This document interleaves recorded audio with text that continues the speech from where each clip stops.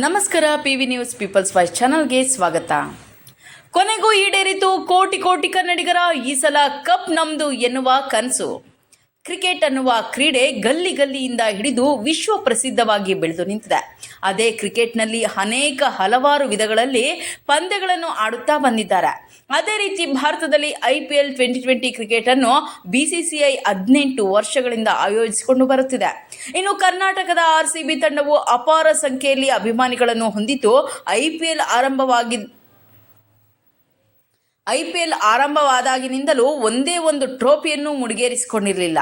ಇದು ಕೋಟಿ ಕೋಟಿ RCB ಅಭಿಮಾನಿಗಳ ಆಸೆಯಾಗಿದ್ದು, ಕೊನೆಗೂ ಈ ಸಲ ಕಪ್ ನಮ್ದು ಎಂದು ವಿಜೃಂಭಣೆಯಿಂದ ಸಂಭ್ರಮಾಚರಣೆ ಆಚರಿಸಿಕೊಂಡಿದ್ದಾರೆ.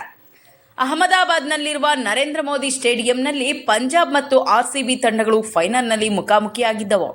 RCB ಟಾಸ್ ಅನ್ನು ಸೋತು ಬ್ಯಾಟಿಂಗ್ ಅನ್ನು ಆರಂಭಿಸಿತು. 20 ಓವರ್ಗಳಲ್ಲಿ 190 ಕಲೆ ಹಾಕುವುದರಲ್ಲಿ ಯಶಸ್ವಿಯಾಯಿತು.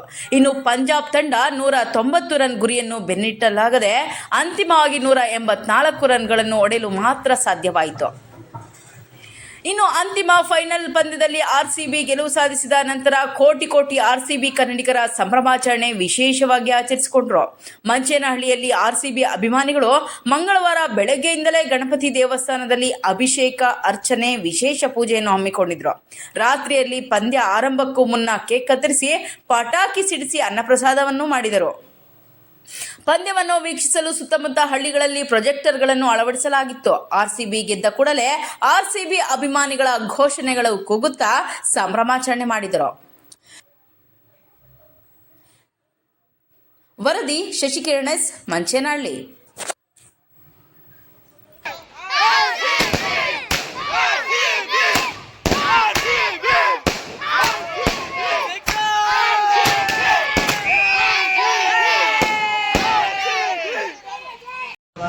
महागणपतिवर सिद्धिविनायक स्वामी सहाकुटुंबसर्वदा सिद्धि महागणपतिवर सिद्धिविनायक स्वामी देवता निर्मलम येशवाय नमः.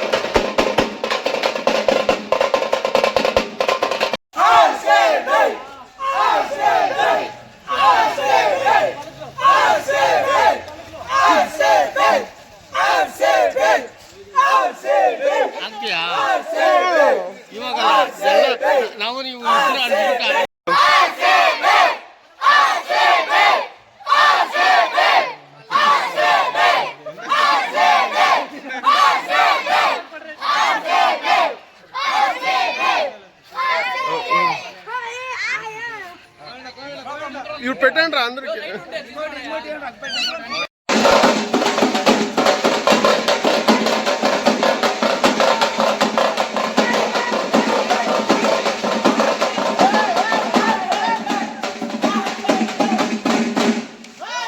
ನಮಗೆ ತುಂಬಾ ಖುಷಿ ಆಗ್ತದೆ. 17 ವರ್ಷ ಆಗಿತ್ತು ಕಪ್ ಗೆದ್ದಿಲ್ಲ. 18ನೇ ವರ್ಷ ನಮ್ಗೆ ಕಪ್ ಗೆದ್ದಿದ್ದೀವಿ. ನಮಗೆ ತುಂಬಾ ಖುಷಿ ಆಗ್ತಾ ಇದೆ. ನಮ್ಮ RCB ಪ್ಲೇಯರ್ಸ್ ಎಲ್ಲ ಚೆನ್ನಾಗಿ ಆಡಿದ್ದಾರೆ, ಕೋಚು ಎಲ್ಲರ ಕಡೆಯಿಂದ ಚೆನ್ನಾಗಿ ಆಡಿದ್ದಾರೆ.